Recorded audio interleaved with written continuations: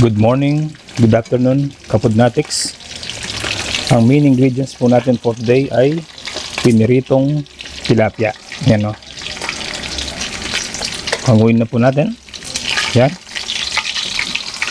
So the rest, prito pa natin. Pero mamaya, papakita ko na agad yung next step natin. Yan. Napakabango, grabe.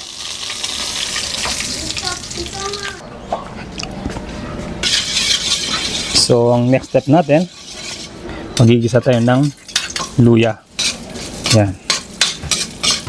Luya, pampatanggal ng lansa at pampasarap ng sabaw.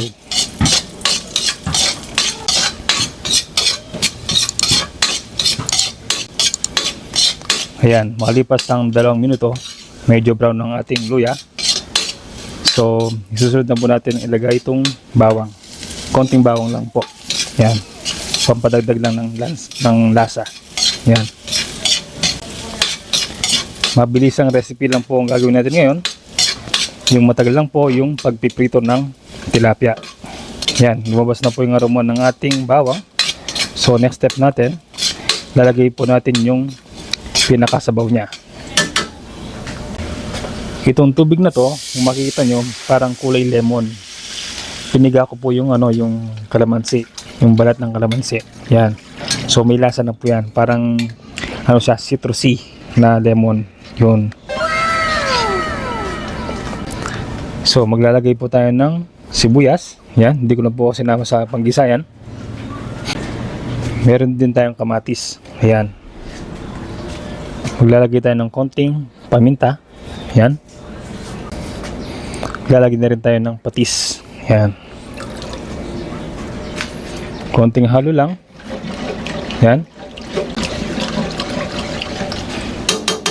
Tapos takpan natin. So hintayin natin siyang kumulo at simmer ng 10 minutes.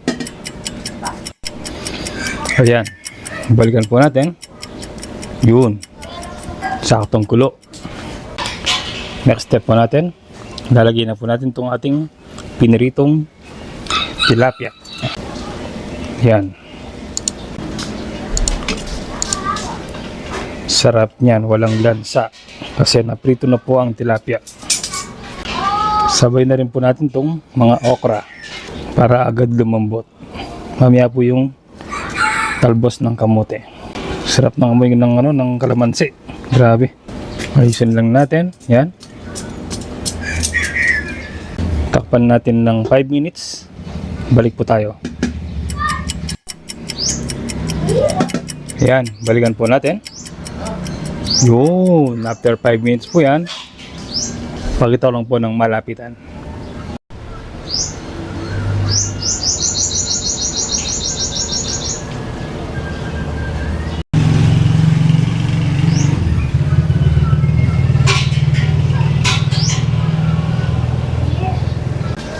So, ang next step po natin, lalagyan na po natin itong mga talbos ng kamote. Yan. Saktong dami lang yan. Yung menu for today is parang pinangat sa kalamansi yung tilapia. Ayusin natin para lubog sa tubig. I mean sa sabaw. Yun.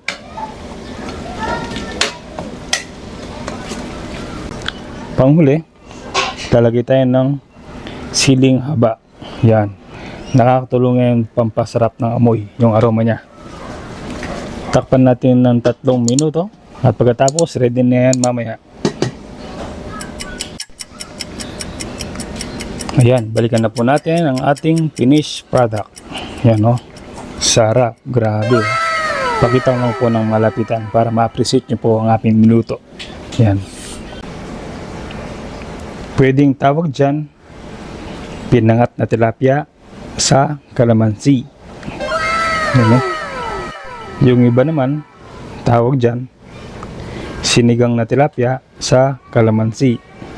Yan, depende po sa inyo kung anong gusto niyo pong itawag dyan. Basta itong importante, masarap at makakain siya. Ready na po ang ating ulam for today. So, paki-comment naman po kung ano ang masasabi nyo sa ating ulam for today. Napakatipid po niyan, tilapia, kalamansi, konting gulay, yan, kamatis, napakamura.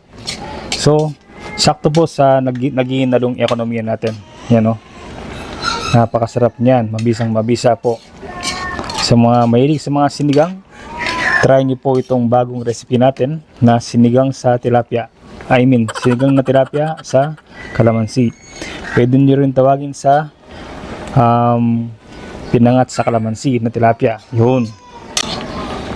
So, once again po, ini-invite ko po kayong mag-like, subscribe, at i-share po ang aming mga video para naman po umabot sa mga kaibigan nyo ang ating mga simpleng recipe na quick and easy. Sana nagustuhan nyo po at mag-subscribe po kayo. Yan. So, hanggang dito na lang po. Magpapaalam na po kami. Sana nag-enjoy po kayo kahit quick and easy lang po ang ating recipe for today. Pero panigurado, masarap na masarap yan. Yan. Maraming salamat po. Ingat po lagi. God bless.